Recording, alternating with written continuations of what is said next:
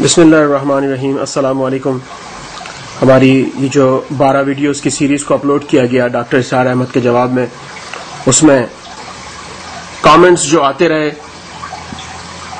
ان کو دیکھتے ہوئے ہم نے 7 سے لے کر 6 مزید ویڈیوز کو اپلوڈ کیا، جس میں یہ بتایا کہ معاویہ نے اپنے دور میں کیا کچھ کیا، ابو سفیان نے، اور یزید کے بارے میں رسول اللہ صلی اللہ علیہ وآلہ وسلم کے احادیث مبارکہ کس طرح سے ہمیں سبق دیتی ہیں اور کیا کہتی ہیں ان 3 آدمیوں کے بارے میں، جن کو کہ آج بھی ایک بڑی تعداد رضی اللہ تعالی عنہ کہنے کی کوشش کر رہی ہے، اور وہ بھی تمام اہل سنت کی کتابوں سے بیان کیا گیا.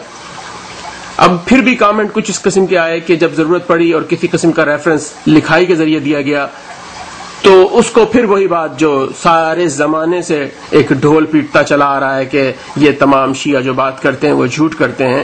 اب ظاہر ہے کہ ان ویڈیوز پر تو کوئی انگلی اٹھا نہیں سکتے تھے، تو اس پر تو ایک کامنٹ نہیں آتا، ان 12 ویڈیوز پر ایک کامنٹ نہیں آتا، لیکن ان ویڈیوز کے نیچے بہانہ بنا کر اور 36,000 قسم کی باتیں لکھی جاتی ہیں. کسی کے اندر اتنی ہمت نہیں ہے کہ ان 12 ویڈیوز کا جواب دے سکے کہ یہ جو چیزیں لکھی ہیں ان کتابوں میں یہ کیوں لکھی ہیں اور کیا ہیں. معاویہ کے بارے میں جو کچھ لکھا ہے وہ کیوں وہ لکھا ہے، تو کیا لکھا ہے، اور پھر اس کو رسول اللہ کی بات کو کیوں نہیں مانتے مسلمان. وہ سب کا کوئی جواب نہیں ہے. اپنی طرف سے جو پرانی سٹوریاں سنی ہوئی ہیں، جو جمعے کے خطبوں میں شیعوں کے خلاف غلاظت بکی جاتی ہے ان کے مساجدوں میں، وہی تمام باتیں اپنے چھچور پن سے بھرپور انداز میں کی جا رہی ہیں. کامنٹس کے اندر بھی کسی کے اندر اتنا شعور نہیں ہے، اتنا علم نہیں ہے کہ وہ بیٹھ کر ان کتابوں کے بارے میں جواب دے سکے.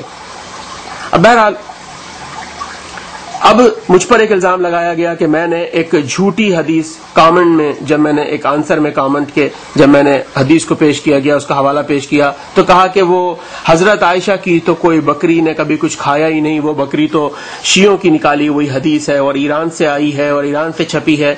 اب اس تمام بکواس کے جواب میں پھر بھی کوشش کرتا رہا کہ میں ٹائم نہ ہونے کی وجہ سے کہ میں کامنٹس میں جواب دیتا رہوں، لیکن بات حد سے باہر نکلی.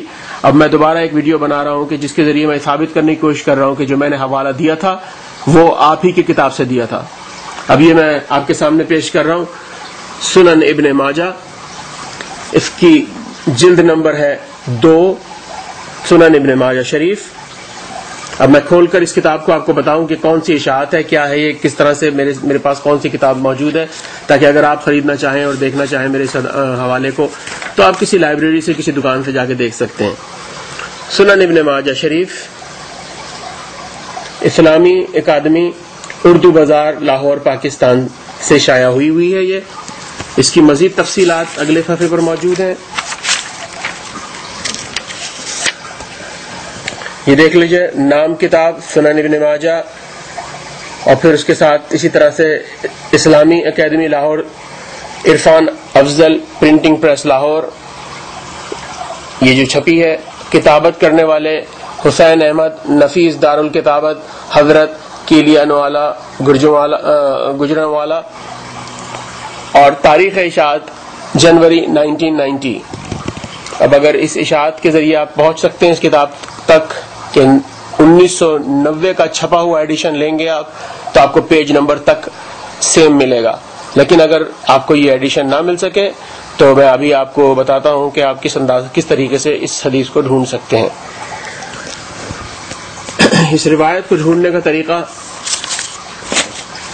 بہرحال یہ کتاب پھر دوبارہ دیکھ لیجئے، فہرست مضامین سنن ابن ماجہ شریف، جلد 2. اب یہ حدیث ہے، یہ روایت ہے بڑے آدمی کے دودھ پینے کا بیان. یہ کتاب النکاح کا باب ہے، باب نمبر 36 لکھا ہوا ہے یہاں پر، آپ چیک کر سکتے ہیں اس کو. لیکن بہرحال سنن ابن ماجہ پیج نمبر 67، کتاب النکاح، بڑے آدمی کے دودھ پینے کا بیان. یہ ہے طریقہ اس کو ڈھونڈنے کا کہ آپ یہ باب ڈھونڈ لیجئے، باب کا نام اور کتاب کا نام، یہ باب جو بھی ہوگا کتاب النکاح اس میں ہوگا. یہ 67 پیج نمبر، اس کی دوسری ہی حدیث ہے، یہ دوسری ہی روایت ہے اس کی. یہ دیکھیے، ام المومنین عائشہ سے روایت ہے، رجم کی آیت اتری اور بڑے آدمی کو 10 بار دودھ پلا دینے کی، اور یہ دونوں آیتیں ایک کاغذ پر لکھی تھیں میرے تخت کے تلے جب حضرت صلی اللہ علیہ وآلہ وسلم کی وفات ہوئی، اور ہم آپ کی وفات میں مشغول تھے تو گھر کی پلی ہوئی بکری آئی اور وہ کاغذ کھا گئی. گھر کی پلی ہوئی بکری آئی اور وہ کاغذ کھا گئی. اب یہ گھر کی پلی ہوئی کس کی تھی؟ ظاہر ہے کہ حضرت عائشہ کے گھر میں آئی ہے تو گھر کی پلی ہوئی تھی، تو انہی کے گھر کی بکری تھی، انہی کی بکری تھی. تو یہ ثابت ہوا کہ یہ کوئی ایرانی بکری نہیں تھی جو حضرت عائشہ کے گھر میں گھس گئی تھی. یہ حضرت عائشہ کے گھر کی پلی ہوئی خود کی بکری تھی اور وہ آئی اور وہ کھا گئی. اب وہ جو بے وقوفانہ حماقت سے بھرے ہوئے کامنٹس چھوڑے جا رہے ہیں ان سے پرہیز کریں اور اس کتاب میں جا کر اس حوالے کو ڈھونڈ لیں. میں کہنے کو تو بہت کچھ کہہ سکتا ہوں یہاں پر، لیکن صرف اتنے پر اکتفا کروں گا کہ مجھ سے ضد اور مجھ سے بحث کر کر کچھ نہیں ملنے والا. نہ آپ مجھے ملنے والے ہیں کل کو، نہ پرسوں میں آپ کو ملنے والا ہوں. کچھ نہیں ہونے والا. آج کچھ دنوں بعد آپ اس یوٹیوب کے لنک کو بھی بھول جائیں گے. لیکن بھائی یہ دین ہے، یہ آپ کا عقیدہ ہے، آپ اس عقیدے میں اپنے آپ کو مستحکم سمجھتے ہیں، تو کیا برا ہوگا اگر آپ جائیں اور جا کر اس کتاب کو دوبارہ سے کنفرم کر لیں. جو کمپیوٹر پہ لنکس پڑے ہیں مجھے اس سے کوئی مطلب نہیں ہے کہ کمپیوٹر میں جو لنکس پڑے ہیں میں نے لنکس میں دیکھ لیا. جائیں پھر لنکس میں ہی زندگی تلاش کریں اور اپنی آپ جو قیامت کے دن آپ کو جب سوال و جواب ہو تو وہاں پہ لنک پیسٹ کیجئے گا پھر بیٹھ کے. آپ سے کتاب ہارڈ کاپی جو کتاب ہے اس کی بات کر رہا ہوں میں، جو آپ کے پاکستان انڈیا ہر جگہ مل جائے گی. آپ وہاں جائیے اور اپنے حجت کو تمام کیجئے اور ان چیزوں کو دیکھیے. میں نے آپ سے صرف 2 جملوں کی زحمت دوں گا آپ کو. دیکھیں، شیعت کے بارے میں آپ کے خیالات بہت ہی غلط ہیں. آپ سمجھتے ہیں کہ شیعت ایک بالکل ہی غلط عقیدہ ہے، ان کا دین سے کوئی تعلق نہیں ہے، اور جو کچھ بھی آپ بالکل اسی چیز پر قائم و دائم رہیں. کوئی نہیں کہہ رہا آپ سے کہ آپ ہٹ جائیں اور آپ شیعہ کو بس ہماری طرح سمجھنے لگیں جیسے ہم سمجھ رہے ہیں، جیسے ہم آپ کو بتائیں. نہیں، کچھ بھی نہیں. آپ جیسے ہیں ویسے ہی رہیں. حضرت علی علیہ السلام کے بارے میں ہم جو فضائل سمجھتے ہیں آپ کو ان سے اگری کرنے کی کوئی ضرورت ہی نہیں ہے. آپ جو حضرت علی کو رضی اللہ کہتے ہیں، کرم اللہ، آپ جو کہتے ہیں وہ کہتے رہیں. لیکن خدا کے واسطے صرف ایک اتنی سی استدعا ہے کہ رسول اکرم صلی اللہ علیہ وآلہ وسلم کی جو شان آپ کی کتابوں میں بیان کی گئی ہے اس پر غور و خوض کر لیں. کیا اگر آپ کے والد بزرگوار کے بارے میں وہ باتیں کروں تو آپ کو شرمندگی محسوس ہوگی؟ کیا آپ کی ماں کے بارے میں وہ باتیں کروں جو رسول اللہ کی ازواج کے بارے میں رکھی ہیں تو کیا آپ کو شرمندگی محسوس ہوگی؟ یہ جواب مت دو کہ آپ تو حضرت عائشہ کو یہ کہتے ہیں اور شیعہ تو حضرت. بھائی شیعہ کو تو آپ چھوڑ دیجئے، آپ کا شیعت سے کیا تعلق ہے؟ کون کہہ رہا ہے آپ کو آپ شیعہ ہو جائیے؟ آپ کو آپ کا چہرہ دکھایا گیا ہے، صرف اس لیے چہرہ دکھایا گیا ہے. ہم نے اپنی طرف سے یہ یوٹیوب پر اپلوڈ نہیں کی ہے کوئی چیز. آپ کی طرف سے بکواس کی گئی ہے. ایک جاہل و مطلق شخص نے اپنی زبان کو بے لگام کرتے ہوئے بکواس کی ہے اہل بیت اطہار کی شان میں. حضرت علی علیہ السلام پر کیچڑ اچھالنے کی کوشش کی، اس کا جواب ہم نے دیا ہے. ہم نے اپنی طرف سے کوئی چیز اپلوڈ نہیں کی آپ کے لیے. اب آپ کو کوئی ضرورت نہیں ہے شیعہ ہونے کی، آپ سے کوئی ریکویسٹ نہیں کر رہا کہ آئیے شیعت میں شامل ہو جائیے. آپ جائیں وہیں رہیے، اور جن کو مانتے ہیں خدا کرے کہ آپ کا آخرت میں بھی ان کے ساتھ ہی حساب کتاب ہو. لیکن اگر آپ کو رسول اکرم صلی اللہ علیہ وآلہ وسلم سے محبت ہے تو کیا برائی ہے کہ آپ 1-2 کتابوں کو مزید پڑھنے کی کوشش کر لیں؟